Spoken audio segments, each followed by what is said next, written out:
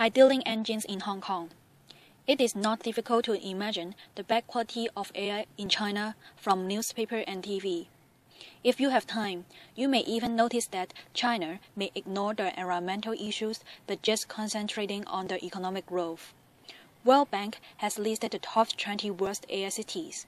Let's take a look at the world map. We can see that there are 60 cities from China out of the 20 cities. China's air quality is really bad and suffocating. Let's take a look at another source. According to Chinese government source, there are about a fifth of urban Chinese citizens breathing in heavily polluted air. Some people from Beijing even say that they need to wear masks nearly every day in order to survive. Babies living in polluted areas have to prevent outing if the air quality reaches hazardous level. Serious respiratory disease such as pneumonia would be occurred even to teens. There are 340 cities in China, but only 140 cities meet China's own pollution standard. Imagine China is a classroom. There are only one-third of students meet the standard of pollution test. How disappointing! Compared to Singapore standard, the highest PSI reading is 226 in September 1997, which is only reached very unhealthy level. It is very hard to imagine how the people living in polluted cities of China have to live in a hazardous level air quality every day. There is a study done by the World Health Organization, WHO, estimated that the amount of airborne suspended particulates in northern China is almost 20 times what WHO considers as safe level. As we can see, air pollution has reached an alarming level in China. If we do not do something to improve this phenomenon, not only the environment, but the economy will be affected as well. And then the balance between the environment and economy will be destroyed. Beijing. Airborne particle is a kind of pollutant that we usually find in polluted air. The U.S. Embassy Air Quality Monitor for PM 2.5 had mentioned that airborne particles are small enough to enter the lungs and the blood. It reached the level hazardous and hits 440 micrograms per cubic meter about 2 p.m. With its small size and highly reachability, this pollutant can become an intangible killer to human beings. If we keep breathing it in days by days, years by years, we may easily get lung cancer. If we talk about air pollution, it is easy for us to associate it with vehicle. This is because vehicles too contribute a lot on air pollution. Vehicles are the second largest source of air pollution in Hong Kong, contributing to 25% of territory-wide emission of respirable suspended particulates, RSP, 25% of nitrogen oxides, and 50% of carbon dioxide respectively. All of these substances contribute to air pollution and affect the air quality in Hong Kong. Have you ever thought that air pollution can also be vital to humans? Because of air pollution, there are approximately 1,600 people die annually. What is the significance of these 1,600 people? These 1,600 people contribute to 200 billion economic loss. We are not losing our people. We are also losing the money, labor force, our beautiful environment, and even some of the creatures. This is because some animals may go extinct because they lose their habitat. We are losing a lot more. Hong Kong is a city full of vehicles, although it seems a bit better than that of Beijing.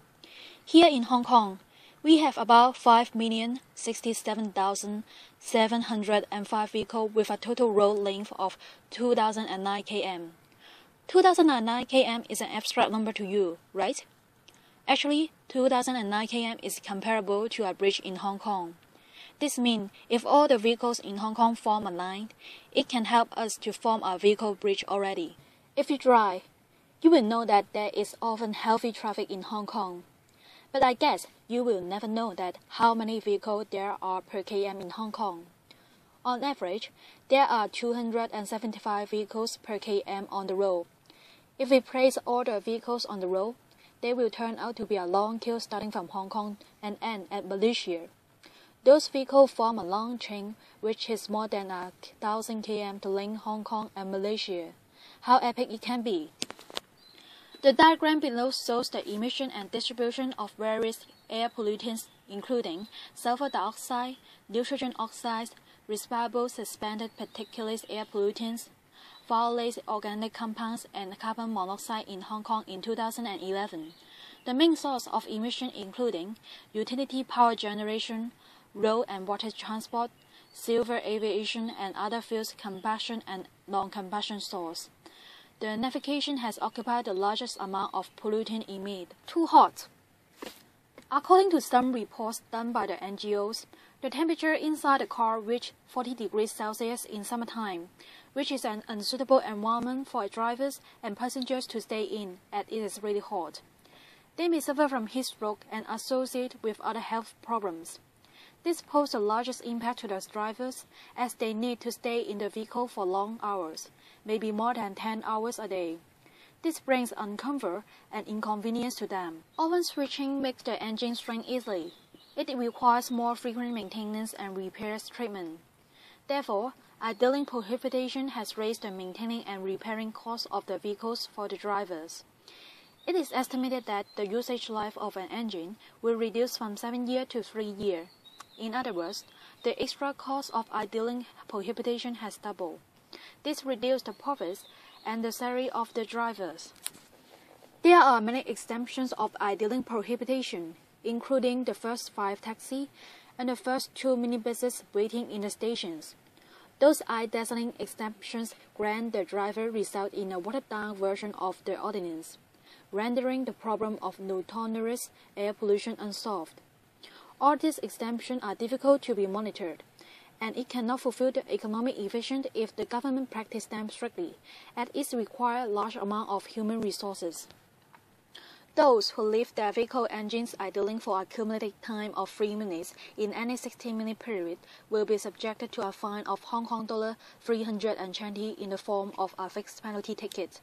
Only 3 drivers had received the fixed penalty notice for idling engines since the enactment of the Motor Vehicle Idling Fixed Penalty Ordinance. Secretary for the Environment K.S. Wong told the Legislative Council that they had timed 806 vehicles with idling engines since the ordinance came into force in December 2011.